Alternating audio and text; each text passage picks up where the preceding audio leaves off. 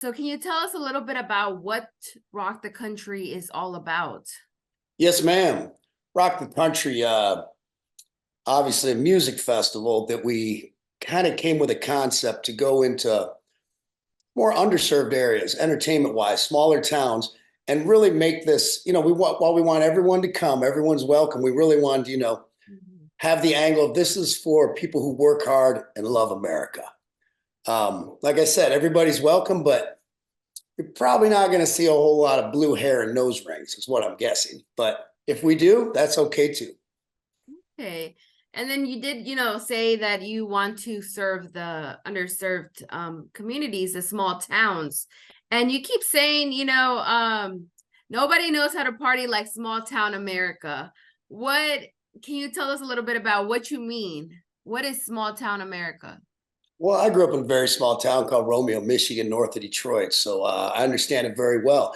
It's the freedom to um, kind of have more freedom is kind of the point, to have more freedom to do some things you might not, get away with in the city so much, whether it be just a little bit of noise too late, whether it be, for myself, riding our, three wheelers around in the apple orchards and throwing apples at each other and just, um, I find small town Americas where people want to live a little bit more rural and, and there just seem to be hardworking, great people in these areas. And like I said, mainly I feel they're underserved. We know people are going to come from a lot of different places to get to these because they are in small towns. There's not enough people in those towns to fill these places.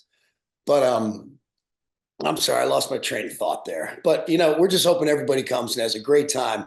There's no better place to party than small town America. And here, my point was that entertainment, seems to be so sided with Hollywood. I'm not a big fan of Hollywood, in case you haven't read the papers. But I see, for the last several years, you see shows like Duck Dynasty and Yellowstone. It's so big because there's half of this country starving for that type of entertainment. So we wanted to bring something, like I said, that celebrates freedom, hard work. Celebrate. We love our country. We take our hats off and stand up for the national anthem. And it's going to be a very pro-patriotic festival. And I think the best part about it, we hope the music's great. I know I got my stuff together here, but I think the people watching is going to be spectacular. Mm. So, this is a 2-day concert and you would be headlining the Saturday one. What can people expect? Are you, hitting us with classics with what kind of music? Play the hits. Yeah. We're just in our last day of rehearsals here in Michigan. It's a 2-day festival, like you said, Jason Aldean and a great cast of singers, songwriters, musicians that before him Friday. And then I'm on Saturday night. Of course, I believe Hank Jr. is on before me. So it's going to be a wild time. But yeah, they can just expect, great music celebrating America. I mean, don't mean to sound like a broken record, but yeah, my show is going to be a culmination of everything of the last 30 years that I think we've really hit a mark and done best at. And all we've done is try to elevate each one of those things that we do live and take it to the next level for this. And starting to figure it out after 30 years, I think. Mhm. And you said that this is a mix of artists. How did this lineup come together? There's a lot of factors when you're dealing with a Mhm. festival of this caliber, this big. It's who's available, who wants to get on board with something like this, with the messaging that we're putting out there, what these festivals, who they're for and what they're about, our target audience. Um, so I don't know. We'll see what happens. It's gonna be interesting. We got a whole lot of tickets sold down there in small town Gonzales. I think there's 23,000 tickets sold already. So who knows what it's going to end up at, but hopefully Mother Nature cooperates. Hopefully we can get everybody in and out there in a timely fashion. The city's been great to work with, from the city council to the police to everybody. Everybody's on board working together here to try to give everybody a great experience. But it is our first year, and I'm sure there will be a few hiccups. We just hope they're few and far between. And obviously you're not here in Louisiana yet, but what's the first thing you're going to do? What are you looking forward to? I hope there's a crawfish boil going on somewhere. That's one of my favorites, and I know it's just coming out of season, but Mhm. I can find a good crawfish boil, play some music, and get done with work and have a couple beers and hang out with the fans. It's gonna be a good night. That's good. You know, there's actually a shortage of crawfish. What? Yeah. I know. I There's got some. actually a shortage. I got some peoples down there on the bayou. They send me fresh ones. Okay, so Yeah, but I have heard this year there was, yeah, it was not a great crop this year. and what's the last time you actually, came down here to Louisiana? Oh man, rock and roll has not been too kind to my memory. I honestly I can't. I have a lot of friends in New Orleans, so I visit quite a lot, but I can't remember the last time we played there. I know I've done Jazz Fest through the years and the arenas there, and I was the king of Endymion one year, and we played at the Superdome. So a lot of great memories from New Orleans. Like I said, a lot of great friends there. I love Louisiana. I love the South. What message do you have for those fans who are coming, have grabbed their tickets, or are thinking about coming? I think it goes back to what I said earlier. Mhm. Everybody that's going to come, man, come ready to cut loose and have a great time. And I would encourage people to just take care of one another. There's no reason to act a fool and fight and carry on, anything like that. If somebody has too much to drink, help them out, get them to the right spot, lay them down for a little bit. Don't, treat everyone with respect, especially the ladies. And like I said, if there's a puddle, put your coat down over it so the lady can walk across it, just be cool. Just be cool and have a great time. And I was looking through the lineup, and right before your set at 9 p.m., there is a huge surprise guest. So, You want me to tell you who it is? hints? Yes.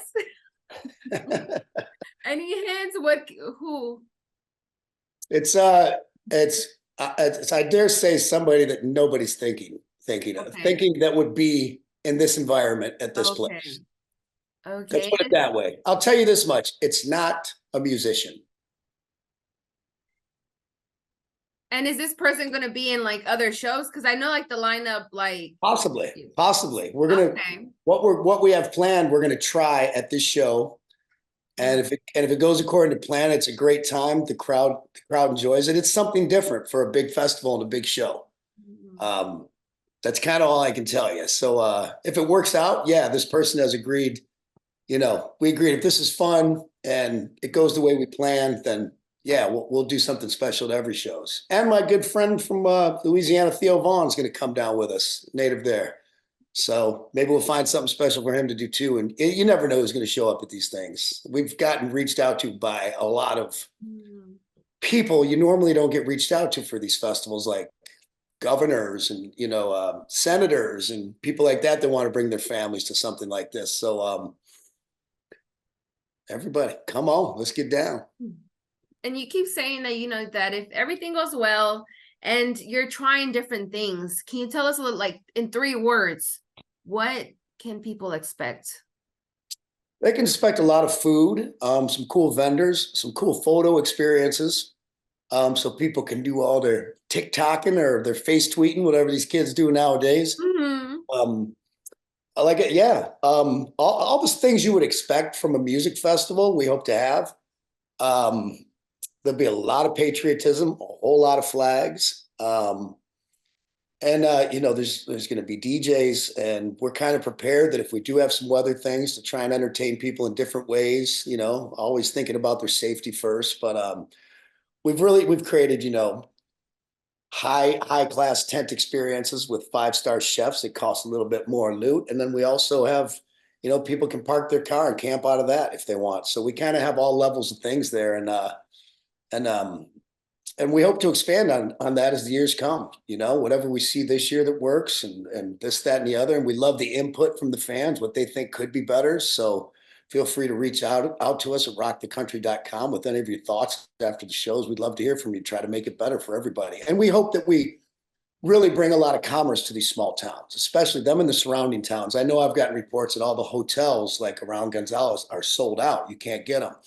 So we hope, even though it's going to be a little bit of an inconvenience for 3 or 4 days for the people that live there, probably with some traffic and other things, that the commerce that we bring to these towns and all the local business and everybody hopefully thrives. And It's like everything I do in life at this point, I want it to be a win-win. There's uh there's nothing that's just monetarily motivated. Maybe in the younger days it was a little bit more like that, but at this point I've been very blessed. Thank God every day for where I'm at and what I have. So we want to make this a win-win for everybody. Okay. Do you have any a special message for, Louisiana fans looking forward to Gonzales fans?